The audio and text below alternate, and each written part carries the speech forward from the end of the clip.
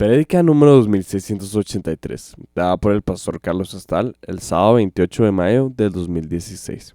Seminario de alabanza. Cómo obtuvo Leví el sacerdocio y cómo ser un verdadero levita. Hacemos un poquito algunas cosas concernientes a Leví, porque pues de allí salió el grupo de los levitas o todo el grupo de gente que fue la que Dios utilizó para ministrar su nombre ahí en el santuario. Por cierto, ustedes tienen el Al-Alha en sus manos y todos tienen que leer el Al-Alha, pero Dios usa siempre patrones o principios que son mucho más altos y más importantes de lo que uno se imagina. Pero se recuerdan ustedes que en la visión que tuvo Juan de las cosas celestiales, Juan vio el trono. Y Juan vio alrededor del trono a los 4 seres vivientes, que tenían rostro de león, rostro de hombre, rostro de buey y rostro de águila. Y luego alrededor de los 4 seres vivientes, Juan vio a los 24 ancianos, sentados en 24 tronos, alrededor del trono. Y luego en el círculo de más afuera vio a todo lo creado y vio a los miles de millares de ángeles. Y todos estaban alabando a Dios. Los 4 seres vivientes eran básicamente los iniciadores de la adoración. Y luego los 24 ancianos adoraban al Señor cuando los 4 seres vivientes lo adoraban. Y luego todo lo creado adoraba al que estaba sentado en el trono y al Cordero. Amén. Bueno, resulta ser que cuando el rey David puso o llevó el arca de Dios a Sión, el rey David estableció este mismo principio alrededor del arca y luego fue el que prevaleció en tiempos de Salomón y en adelante en el templo. Pero se acordarán que David escogió a 4 principales levitas. Se llamaban Kenanías, Asaf, Emán y Etán, que se le conoce como Jedutún en otros textos, es el mismo. Pero eran 4, Kenanías, Asaf, Emán y Etán. Ellos eran los directores de alabanza y si han estudiado su Al-Alha han descubierto que ellos tenían 2 características básicas. En primer lugar, eran expertos en la música. Ese es el lado técnico. Pero en segundo lugar, eran profetas. Ellos profetizaban con arpas y profetizaban con sus instrumentos. En otras palabras, eran personas espirituales. Eran personas llenas del Espíritu Santo. Amén. Ellos vendrían a ocupar el lugar que hoy ocupan nuestros directores de alabanza. Así es que los directores de alabanza necesitan ser hábiles del lado musical, del lado técnico, pero necesitan ser adoradores, personas llenas del Espíritu Santo, ¿verdad? De ese otro lado. Y luego van a descubrir en el libro de Crónicas que el rey David estableció 24 turnos de 12 levitas para que ministraran y loaran y recordaran a Jehová. Así es que había adoración las 24 horas del día e interesantemente eran 24 grupos de 12, correspondiente a los 24 ancianos que hay alrededor del trono. Entonces esto no es ningún invento de nadie. Por eso yo siempre he creído en directores de alabanza y siempre he creído en voces de apoyo. Las voces de apoyo son lo equivalente a los 24 ancianos, digamos, ¿verdad? Ahora en este caso ellos cantaban y tocaban. Nosotros pues tenemos a los músicos y tenemos a los cantores. Pues ellos vienen a hacer este círculo que es lo equivalente a los 24 ancianos. Todos eran levitas, todos eran levitas. Ellos se ganaron el privilegio de poder ministrar al Señor. Qué grande privilegio. Quiero contarles que cuando Dios me abrió el entendimiento y yo aprendí estos principios por primera vez en mi vida y se los compartí a los que éramos el grupo de alabanza de ese entonces en nuestra iglesia donde comenzamos. Yo no sé si Flori estuvo ahí, no sé si estuvo presente ese día en particular, pero si estuviste presente te vas a acordar de algo. Cuando yo les compartí ese principio y les dije, miren, si nosotros aquí en la tierra hacemos las cosas como se hacen allá en el cielo, o sea, la tierra se convierte en un pedacito de cielo, pues. Y por eso es que la presencia de Dios se hace manifiesta. Amén. Entonces, me acuerdo cuando les compartí yo eso, le dimos gracias a Dios por ese principio y en ese momento el Espíritu de Dios se derramó y empezamos a darle gracias con aplausos y no pudimos parar. Y ahí iban como 15 minutos y no podíamos parar de aplaudir y parar de gritar. Uno aplaude, pero también hay tal cosa como meterse, o sea, estar lleno del Espíritu y tener esa demostración particular del Espíritu. Así es que las cosas que les compartimos hoy son cosas que están bien probadas y bien cimentadas, y son cosas con las que Dios nos visitó en su momento, y son cosas que nos han bendecido mucho, pero todo esto nos ha ayudado a entender cómo quiere Dios que se hagan las cosas. Por cierto, y entre paréntesis, alrededor del trono no vemos grupos de danzarines. Por eso yo nunca he creído en grupos de danza en la iglesia. La danza es lo que a todos nos corresponde hacer para alabar su nombre. Amén. En tiempos de los jueces había un juez que se llamaba Jefté, y él hizo un voto y le dijo al Señor: Señor, si nos das la victoria en contra de los enemigos, la primera persona que me salga a saludar cuando regresemos a la ciudad con la noticia de la victoria, yo te lo voy a ofrecer a ti en holocausto. Bueno, venía Jefté con toda su gente de regreso a la ciudad, y resulta que la primera persona que sale de la ciudad era su hija. Y ella venía comandando un grupo de danzarines. O sea, por supuesto que hay espacio para la danza, pero estoy hablando que ahí no era una cosa formalista y aprendida. Estamos hablando de que danzaban así como otros cantan y así como otros palmean. Era una expresión de júbilo, y estaban danzando, dando gracias a Dios por la victoria. Estaban celebrando una victoria. Bueno, cuando Jefté la vio, le dijo: hija, solo a ti se te pudo haber ocurrido ser tú. Entonces, bueno, algunos detalles allí, y finalmente Jefté la ofreció como holocausto al Señor. Ahora, ¿qué creen que pasó?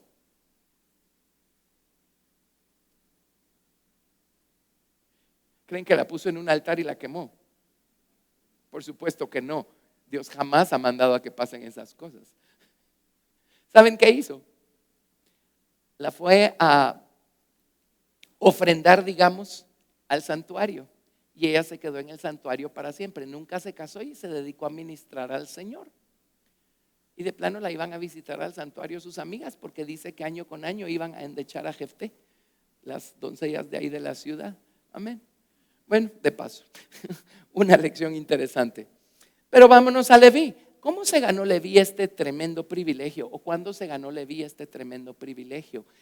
Tracemos un poco la historia de Leví, y les prometo que esto los va a hacer ponerse muy felices y muy agradecidos con el Señor. Pero empecemos en Génesis 29. Génesis capítulo 29. Y vamos a ver. Verso 15. Génesis 29, 15. Empecemos allí. Entonces dijo Labán a Jacob: por ser tú mi hermano, ¿me servirás de balde? Dime cuál será tu salario.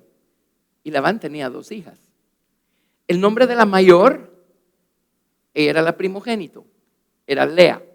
Lea significa cansada, desfallecida. Significa estar afligida. Interesantemente significa estar ofendida y estar impaciente. Pero Lea básicamente es la desfallecida. Y luego tenía su otra hija, que era la menor, Raquel. Ahora, Raquel, la palabra Raquel significa la oveja hembra. Raquel, la oveja hembra. Así es que Lea era la desfallecida, pero Raquel era la oveja hembra del rebaño. ¿Qué principio ven allí? ¿Qué representa Lea y qué representa Raquel? A ver, en las balanzas de Dios, Lea es la humilde, Raquel es la exaltada. ¿Sí? Humillación y exaltación, o dolor y placer. Y los ojos de Lea eran delicados, pero Raquel era de lindo semblante y de hermoso parecer. Y Jacob amó a Raquel y dijo: yo te serviré 7 años por Raquel, tu hija menor. Y Labán respondió: mejor es que te la dé a ti y no que se la dé a otro hombre, quédate conmigo. Así sirvió Jacob por Raquel 7 años, y le parecieron como pocos días, porque la amaba. Entonces dijo Jacob a Labán: dame mi mujer, porque mi tiempo se ha cumplido para unirme a ella. O sea, ya pasaron 7 años. Entonces Labán juntó a todos los varones de aquel lugar e hizo banquete. Y sucedió que a la noche tomó a Lea su hija y se la trajo. y él se llegó a ella. Ahora, eso les dice cuán veladas se presentaban las esposas delante de sus esposos la noche de bodas. Amén. Como que muchas cosas han cambiado y hoy en día la gente toma la desnudez como algo normal. Déjenme decirles algo, es hasta en este siglo que la desnudez es algo, no voy a decir aceptable, pero que ya la gente se acostumbró a ella. Pero eso no quiere decir que la desnudez no siga representando la vergüenza del hombre. Por lo tanto, el plan de Dios es que la cubramos. Ahora, la desnudez no se cubre con pintura en spray, porque ahí no la estamos cubriendo, ahí seguimos exhibiendo el cuerpo. Amén. ¿Cierto? Estas cosas son muy importantes. Pero en fin, en el verso, 22. Entonces Labán juntó a todos los varones de aquel lugar e hizo banquete. Y sucedió que la noche que tomó a Lea su hija y se la trajo, él se llegó a ella. Y dio Labán su sierva Zilpa a su hija Lea por criada. Así es que se supone que Jacob trabajó 7 años por Raquel. Y el día de la boda, Labán, que es el padre de ellas, le trajo a Lea. Y él se unió con Lea. Venida la mañana, he aquí que era Lea. Y Jacob dijo a Labán: ¿qué es esto que me has hecho? No te he servido por Raquel, porque pues me has engañado. Y Labán respondió: no se hace así en nuestro lugar, que se dé la menor antes de la mayor. Cumple la semana de esta, y se te dará también la otra por el servicio que hagas conmigo otros 7 años. Ahora, nadie está negando que Labán era un pícaro y siempre andaba buscando hacer un buen negocio, de plano. Pero miren, Jacob trabajó duro porque quería a Raquel, a la exaltada. Pero vino Labán y le dio a Lea. Ahora Dios estaba detrás. Y Dios le habló a Jacob y le dijo a través de Labán, le dijo: Jacob, ¿cuándo has visto que la exaltación viene primero? Primero viene la humillación, después viene la exaltación. Entonces Jacob tuvo que recibir a la esposa humilde y tuvo que unirse a la humillación, tuvo que unirse al desfallecimiento, tuvo que unirse al dolor primero y agradecerlo, para entonces ser recompensado con exaltación o con Raquel. Y 7 años, y bueno, dijo: bueno, de acuerdo. Le dijo: cumple la semana de esta y entonces te doy a Raquel, pero si te comprometes a trabajar por ella 7 años. Así es que cumplió la semana de Lea. Y entonces le dieron a Raquel, pero tuvo que trabajar otros 7 años. Así es que él ahora ya tiene a Lea y ya tiene a Raquel. Pero primero vino la humilde y después vino la exaltada. ¿Y cuántos de nosotros hemos atravesado situaciones humillantes? ¿Y saben cuál es una de las cosas que más nos humilla? Nuestra propia naturaleza carnal. Cuando creemos que ya vamos un poquito mejor y vamos con pasos un poquito más firmes, ¿qué ocurre? De repente brinca alguna debilidad de nuestra carne y nos humilla hasta el suelo y nos ayuda a recordar que no somos los gigantes espirituales que creíamos que éramos. Amén. Tremendo, ¿verdad? Bueno, ¿a quién le gusta el dolor? ¿A quién le gusta la aflicción? ¿A quién le gusta la tribulación? A nadie.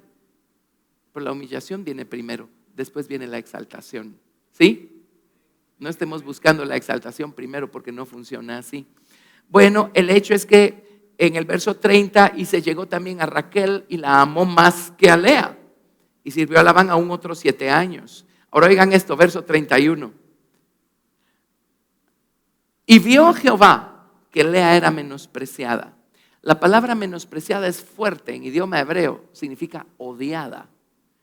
Y vio Dios que Lea era odiada, aborrecida, menospreciada. ¿Y qué hizo? Le dio hijos.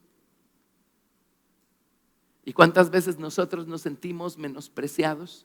¿Cuántas veces sentimos que nos aborrecen, que nos ponen en segundo plano, que no somos importantes? ¿Qué creen que Dios no lo ve? ¿Qué creen que Dios no ve? La humildad, cuando nosotros sabemos humillarnos, Dios lo ve. Ahora, nuestra carne no va a buscar humillarse, por eso Dios va a permitir situaciones que nos humillen. Pero si sabemos ir a Dios en medio de esa humillación y humillarnos por dentro y clamar a Él y decirle: Señor, ayúdame, Señor, ayúdame. Amén. Miren lo que va a hacer el Señor con Lea.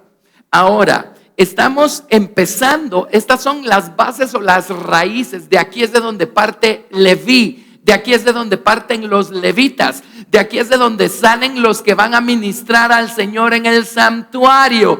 Todo empezó con humildad. Todo empezó con humildad. Así es que, ¿cuál es el punto de partida para un verdadero levita? La humildad. La humildad. ¿Y saben dónde se da a conocer de qué clase de sustancia estamos hechos? En medio de las situaciones difíciles, en medio del dolor, en medio de la tribulación, en medio de las situaciones adversas. Amén.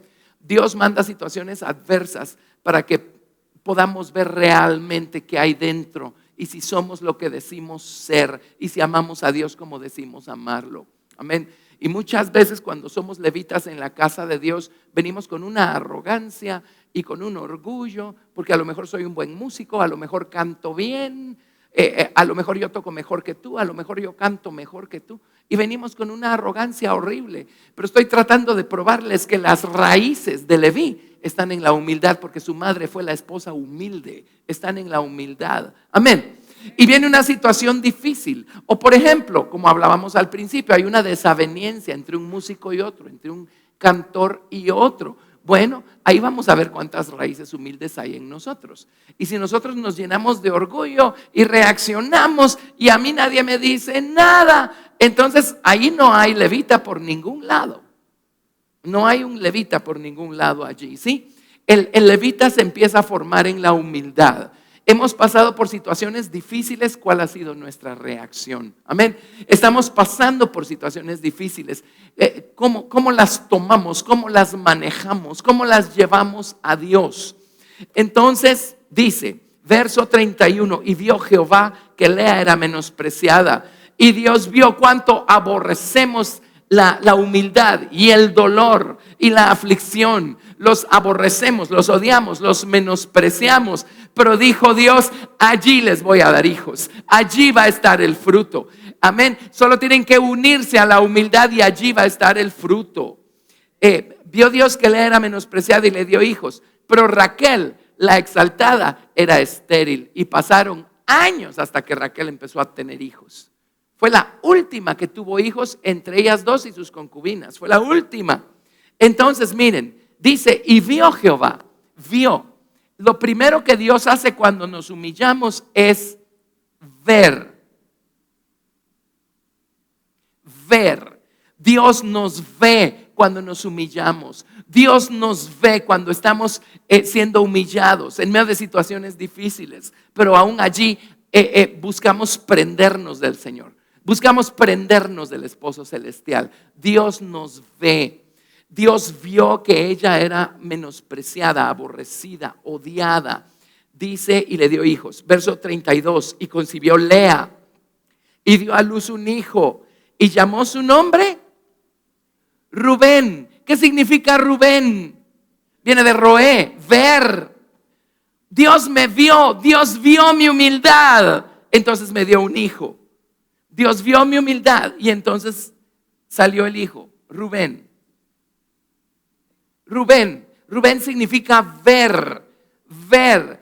Lo primero que Dios quiere es ver nuestra humildad. Si vamos a ser levitas, Dios quiere ver nuestra humildad. Dios, si alguien nos ofende, Dios quiere ver que nosotros nos humillemos y cerremos la boca y le llevemos el asunto al Señor. Si alguna situación es adversa, Dios quiere ver que nos humillemos. Amén. Dios quiere ver que nos humillemos. Y el primer hijo que dio a luz se llama ver al hijo. Ver. Dios vio mi humildad. Y entonces tuvo a Rubén. Luego, ¿qué ocurrió? Dice, y concibió Lea y dio a luz un hijo y llamó su nombre Rubén, porque dijo, ha mirado Jehová mi aflicción. Ahora por tanto me amará mi marido. Concibió otra vez y dio a luz un hijo. Y dijo, ¿por cuánto? Oyó. Lo primero que Dios hace es ver nuestra humildad. Lo segundo que Dios hace es oír nuestro clamor en medio de la humildad. Dice, por cuanto oyó Jehová que yo era menospreciada, me ha dado también este. Y llamó su nombre Simeón, que significa oyendo. Rubén es ver, Simeón es oír. Shema. Ahí está. Luego, dice, verso 33. Allá lo leímos. Verso 34. Y concibió otra vez y dio a luz un hijo. Y dijo, ahora, esta vez se unirá mi marido conmigo. Ella lo que deseaba era el amor del esposo, la unión del esposo. Ella sabía que el esposo favorecía a Raquel, pero ella lo que deseaba era tener al esposo cerca. Y dice, esta vez se unirá mi marido conmigo porque le he dado a luz 3 hijos. Por tanto, llamó su nombre Leví, unido, unir, Leví. Y luego, verso 35, concibió otra vez y dio a luz un hijo y dijo, esta vez alabaré a Jehová. Por eso llamó su nombre Judá y dejó de dar a luz. Ahora, no sé si ven un patrón acá. Estas son las raíces de un adorador en la casa de Dios. Estas son las raíces de alguien que ministra al Señor en su santuario. Estas son las raíces. Amén. Lo primero es que Dios quiere vernos humildes. Él quiere ver nuestra humildad. Lo segundo, cuando Él oiga cómo nos estamos humillando. Amén. Él primero va a ver cómo nos estamos humillando. Él luego va a oír cómo nos estamos humillando. Él ve la acción que tomamos cuando nos humillamos, pero luego Él escucha las palabras que salen de nosotros cuando nos estamos humillando. Amén. Entonces, ¿qué viene? Entonces Dios se une a nosotros y viene Leví. Entonces Dios se une a nosotros y nace Leví, una nueva unión con Dios. Y de allí parte el servicio y el ministerio de los levitas, una nueva unión con Dios. Un levita es alguien probado. Un levita no es alguien que apenas empieza a caminar y no ha crucificado su orgullo. Un levita es alguien que sabe humillarse. Y Dios ve su humildad porque lo prueba con sus acciones. Dios oye la humildad de la persona porque oye las palabras que salen de la persona cuando clama humildemente al Señor en medio de una situación dolorosa, difícil y complicada. Entonces viene esa nueva unión y nace Leví. ¿Sí? ¿Estamos? ¿Están conmigo? Bueno, agradezco que me ayuden a predicar este mensaje porque otras personas lo van a ver también. ¿Sí? Amén. Bueno, y entonces después que vino esa nueva unión, ¿qué damos a luz? Sino alabanza. Primero la unión, después viene la alabanza. Sin una unión con Dios no se llama alabanza, se llama hacer ruido, se llama robar oxígeno. Pero cuando hay una unión con Dios, entonces viene la alabanza después, en ese orden. Ahora, no puede haber unión con Dios si no hay humildad. Si somos orgullosos, si somos nosotros altivos, si somos los que nadie nos dice nada, todo lo podemos, nadie se meta conmigo, entonces no hay ninguna nueva unión por ningún lado, entonces no va a haber alabanza. Como músicos solo estaremos tocando, pero no estamos ministrando. No hemos dado a luz nada, no estamos ministrando, ¿sí? ¿Ok? Bueno, ahora para hacerles corta la historia, solo necesitamos seguir adelante con los hijos de Lea. Ahora, el hijo número 5 de Lea, en Génesis 30, verso 17, después que dieron a luz las concubinas, Bilha y Silpa, en el verso 17, dice, y oyó Dios a Lea y concibió y dio a luz el 5.º hijo a Jacob. Y dijo Lea, Dios me ha dado mi recompensa por cuanto di mi sierva a mi marido. Por eso llamó su nombre recompensa.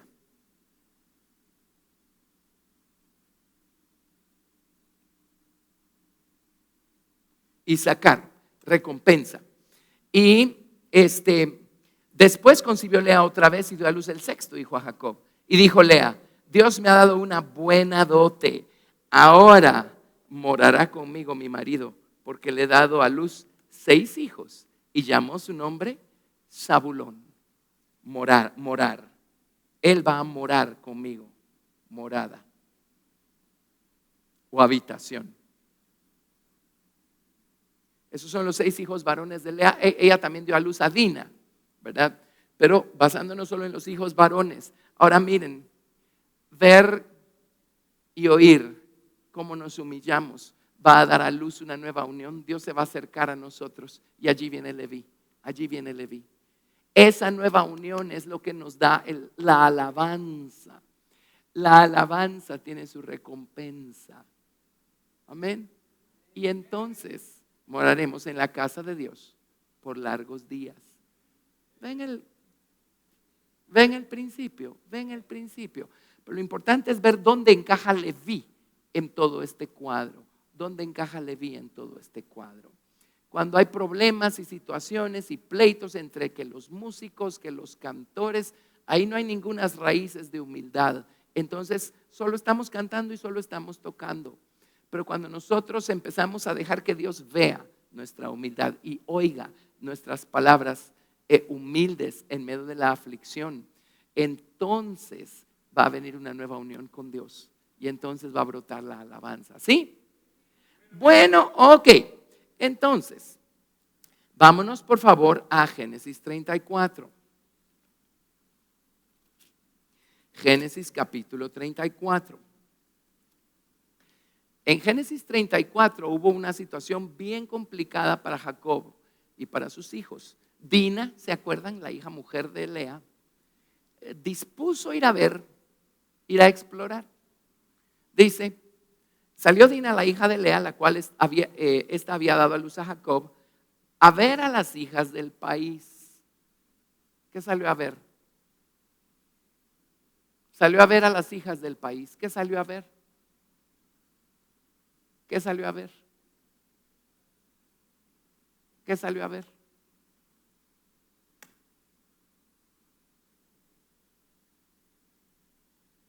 ¿Cómo hablan? ¿Cómo se visten? ¿Cómo actúan? Y la vio Siquem, hijo de Hamor Heveo, príncipe de aquella tierra, y la tomó y se acostó con ella y la deshonró. ¿De quién fue la culpa? De Dina. De Dina. ¿Ven lo que pasa cuando no nos separamos para el Señor y cuando en nuestra voluntad no está el apartarnos y alejarnos más y más de las cosas de este mundo? Amén. Miren lo que pasó. Bueno, llegó la noticia y Leví y Simeón decidieron tomar cartas en el asunto. Siquem amó a Dina y llamó a su padre Hamor, que era el rey de los heveos, y les dijo, vayamos con Jacob y yo quiero casarme con Dina porque la amo. Y fueron, en paz, de la mejor de las maneras, fueron a negociar con Jacob. Queremos que le des tu hija a nuestro hijo y queremos que ustedes vivan tranquilos entre nosotros y sus hijas se casen con nuestros hijos y nuestras hijas se casen con sus hijos. Ahora, eso no estaba bien, ese no era el plan de Dios, porque allí hubieran ensuciado la semilla que venía con Jacob y su descendencia, de donde iban a ser el Mesías. No funciona así. Los cristianos no están en este mundo para mezclarse con el mundo, están en este mundo para apartarse del mundo. Entonces les tendieron una emboscada y les dijeron, miren, lo único es que nosotros no podemos dar nuestras hijas a sus hijos si ustedes no practican la circuncisión. Nosotros practicamos la circuncisión, así es que ustedes van a tener que circuncidarse. Y les pareció bien y fueron con todos los hombres de los heveos y les dijeron, pues estas son las condiciones para vivir felices y en paz con los israelitas, así es que circuncidémonos todos. Y al tercer día, después de que se habían circuncidado, cuando estaban padeciendo todos los varones el efecto, les cayeron, comandados por Leví y por Simeón, les cayeron, ellos hicieron una matazón tremenda y eso no estuvo bien. Eso no estuvo bien, porque Dios no los mandó a matar a los cananeos. Todavía no, faltan cientos de años para que llegaran a colmar su copa. Estuvo grave, estuvo mal. Y el mismo Jacob le dijo a Simeón y a Leví, les dijo, ustedes me han puesto en un aprieto horrible, porque ahora nos van a aborrecer todos los habitantes de la tierra y van a acabar con nosotros. Dios en su misericordia los guardó y les dijo: levanten sus tiendas y váyanse a morar a otro lado. Pero de esto salió cuando ya Jacob estaba por morir y profetizó sobre sus 12 hijos. Vámonos a Génesis capítulo 49, verso 5. Génesis 49, 5. Dice: Simeón y Leví son hermanos, armas de iniquidad son sus armas. En su consejo no entre mi alma ni mi espíritu se junte en su compañía. Este es Jacob profetizándole a sus propios hijos, a Leví y a Simeón, y les está diciendo: mi alma no va a tener consejo o comunión o compañerismo con ellos, mi espíritu no se va a juntar con ellos. Sus armas son armas de iniquidad. En su furor mataron hombres, en su temeridad desjarretaron toros. Maldito su furor, que fue fiero, y su ira, que fue dura.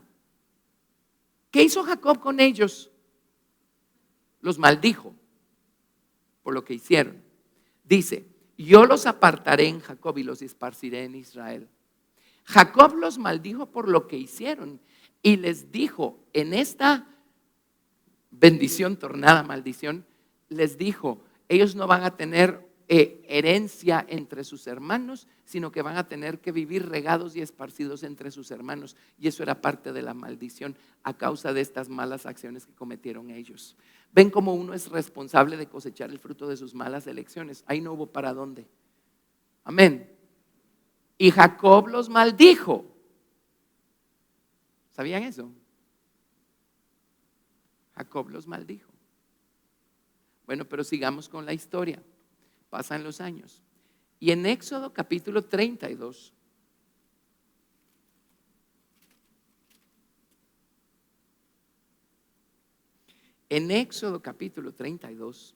tenemos al pueblo de Israel acampado al pie del monte de Sinaí, y vieron que Moisés tardaba en descender del monte, y entonces se hicieron un becerro de oro. Y empezaron a adorar el becerro y a danzar alrededor del becerro y todo lo demás, ¿verdad? Moisés estaba todavía en el monte, era el día número 40. Ese día descendió, él y Josué descendieron del monte. Él traía las 2 tablas de piedra en sus manos. Y verso 25, después de que Moisés derribó las tablas y las rompió, en el verso 26, viendo Moisés que el pueblo estaba desenfrenado, porque Aarón lo había permitido para vergüenza entre sus enemigos, se puso Moisés a la puerta del campamento y dijo: ¿quién está por Jehová? Júntese conmigo. Y se juntaron con él todos los hijos de Leví. Ahora, varias generaciones atrás, Leví y Simeón tomaron una decisión terrible e hicieron una acción horrible y se ensañaron sobre los heveos. Y si examinan en hebreo, cuando mencionan su furor y su ira, es una cosa superlativa. Fue tremendo lo que hicieron, y Jacob los maldijo y dijo: mi alma no quiere tener nada que ver con ustedes.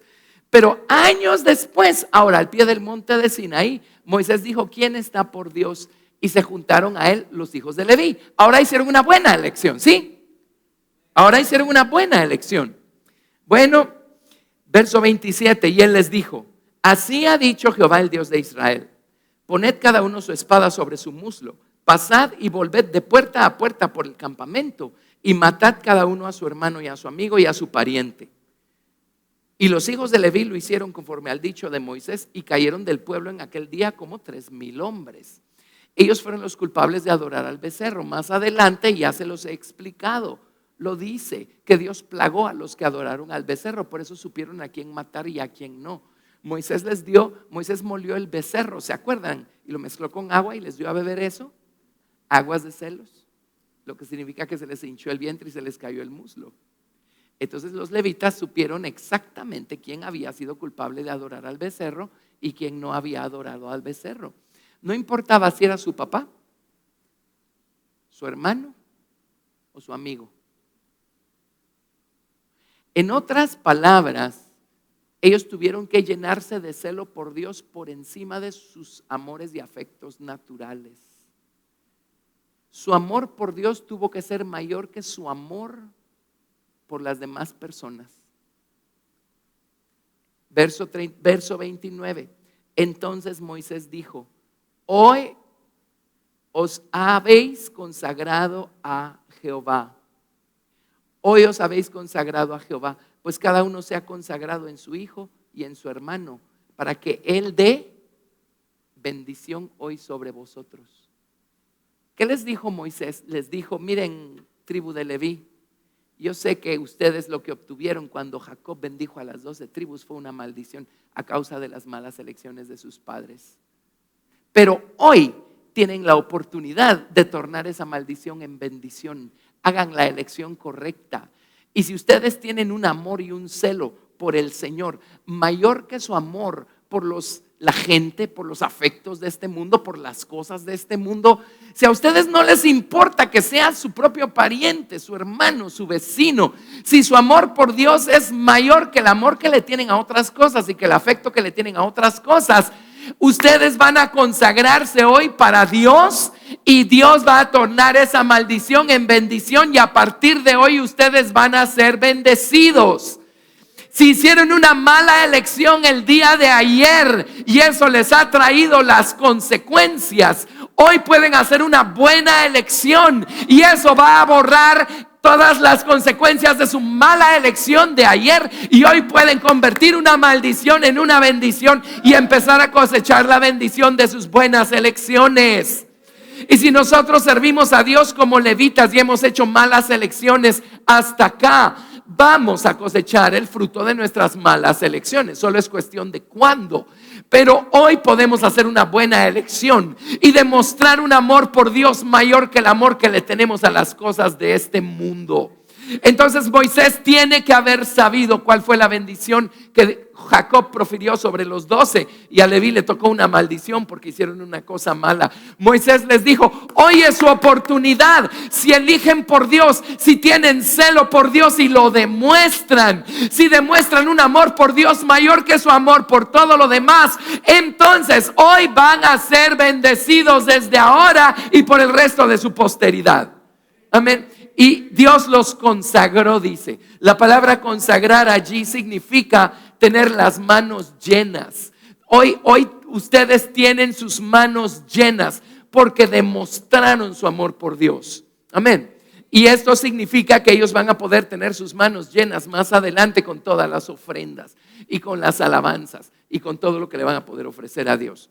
Pero entonces en Éxodo, vamos a ver, en Deuteronomio 33:8, antes de morirse Moisés, ahora le tocó a Moisés bendecir a las 12 tribus.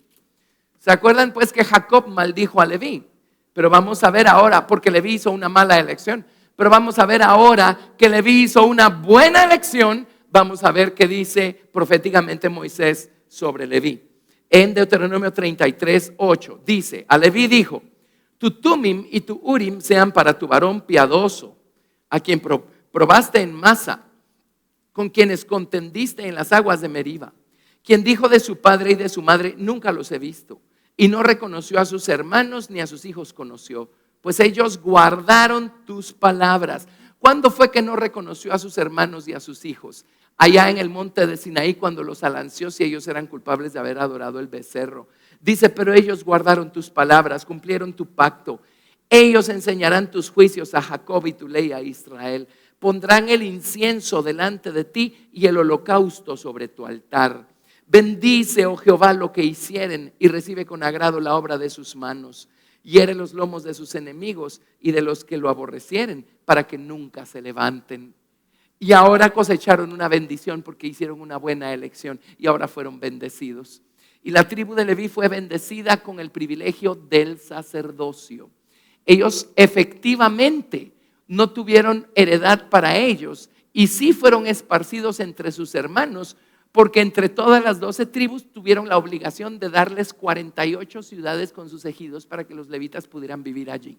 Y sus hermanos tuvieron la obligación de mantenerlos bien alimentaditos y bien cuidados, porque a los levitas por herencia les tocó Dios y el santuario y atender las cosas del santuario. Amén, amén, ¿lo ven? ¿Lo ven? Todo porque hicieron una buena elección. No importa cuántas malas elecciones hayan hecho antes. Hicieron una buena elección Y esto hizo que ellos heredaran el privilegio de ministrar a Dios en el santuario. ¿Lo ven? Entonces aquí viene mi mensaje para nosotros levitas en lo particular. No importa cuántas malas elecciones hemos hecho hasta acá, hoy podemos revertir eso, porque las malas elecciones traen consecuencias y el recibir uno las consecuencias, eso pues es como una maldición, ¿verdad? Uno está destinado a recibir las consecuencias de sus malas elecciones, pero si hoy hacemos una buena elección podemos revertir la maldición por bendición y eso nos va a calificar para ministrar a Dios en el santuario, ¿sí? ¿Ven qué maravilla? Estas son las raíces de los levitas y del ministerio levítico en el santuario. Estas son las bases. Estamos hablando de humildad, estamos hablando de hacer las elecciones correctas. Eso es lo que nos gana un puesto en una plataforma en la casa de Dios. Amén. Ser humildes y hacer las elecciones correctas. Bueno, colorín colorado, su ministerio fue tan importante que en tiempos del rey Ezequías, cuando todo Israel estaba lejos de Dios y Dios despertó al rey Ezequías y hubo un avivamiento en tiempos del rey Ezequías. Los levitas fueron instrumentales para ese avivamiento porque se santificaron, limpiaron la casa, empezaron las ofrendas, los holocaustos y el cántico a Jehová. Y el fuego de Dios descendió y visitó otra vez el altar y a la nación de Israel cuando llevaban años de tener una sequía espiritual espantosa. Amén. Los levitas tuvieron el privilegio de ministrar en el santuario, acampaban alrededor del santuario, amén, y se dedicaban a ministrar al Señor con todo su corazón. Todo porque habían bases y raíces de humildad y el resultado de las elecciones correctas, de tener un amor por Dios por encima de su amor por las demás cosas. Lo que nos mete en problemas es que todavía tenemos un corazón dividido y todavía amamos muchas otras cosas. Amén. Eso nos descalifica espiritualmente hablando como levitas.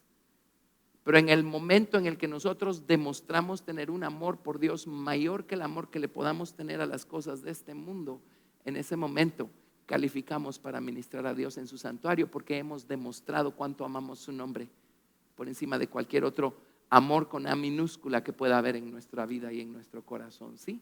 Amén. Bueno, espero que esta lección les ayude, les bendiga.